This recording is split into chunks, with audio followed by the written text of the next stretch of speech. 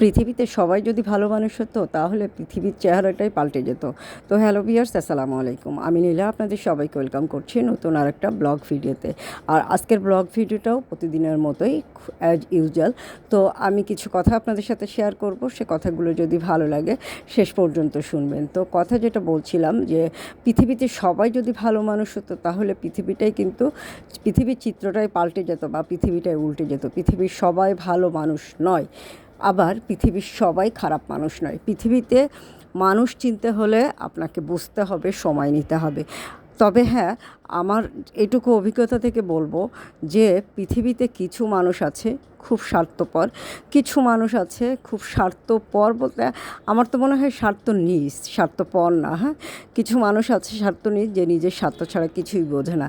কিছু মানুষ আছে সবসময় অন্যের কথা চিন্তা করে, অন্যের ভালো মন্দ দিকটা দেখার চেষ্টা করে। কিছু মানুষ আছে নিজের ভালো ছাড়া অন্য কারোর ভালো বুঝতে চায় না, অন্য কারোর ভালো হোক সেটা চায় না। কিছু মানুষের মনের ভিতরে হিংসা, কিছু মানুষ খুব কৃপণ, কিছু মানুষ খুব হাত খোলা, কিছু মানুষ কেমন জানি অন্যরকম। তো পৃথিবীটা এরকম সব ধরনের মানুষ আছে। তবে এখানে ভালো মানুষের সংখ্যা বা একদম ফ্রেশ মানুষের সংখ্যা কিন্তু একেবারে বেশি না, আবার একেবারে কম না। তো বেশি যদি হতো তাহলে পৃথিবী উল্টেই যেত, পৃথিবীর চিত্র পাল্টে যেত, পৃথিবীর মানুষের জীবনযাত্রা পাল্টে যেত। তাই মানুষকে আগে চিনতে হবে, মানুষকে চিনতে গেলে মানুষের সাথে মিশতে হবে। আর মানুষ সামাজিক জীব, সামাজিক প্রোগ্রামে যেতে হবে, সামাজিক যে কোনো কার্যকলাপে যে কোনো অনুষ্ঠানে মানুষের সাথে মিশতে হবে।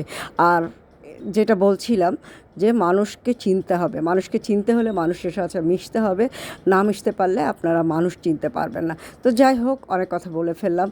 আর আমি কিন্তু সুন্দর একটা শাড়ি পরে আপনাদের সামনে চলে এসেছি। মানুষ যেহেতু সামাজিক জীব, মানুষ বিভিন্ন ধরনের সামাজিক অনুষ্ঠানে মানুষকে যোগদান করতে হয়। তো এই সামাজিক প্রোগ্রামে যেতে গেলে সুন্দর কিছু শাড়ি পরে আপনারা যোগ দিতে পারেন। এবং যত সামাজিক মানুষের সাথে মিশবেন, সামাজিক প্রোগ্রামে মানুষের সাথে মিশবেন, তত কিন্তু বেশি মানুষ চিনতে পারবেন।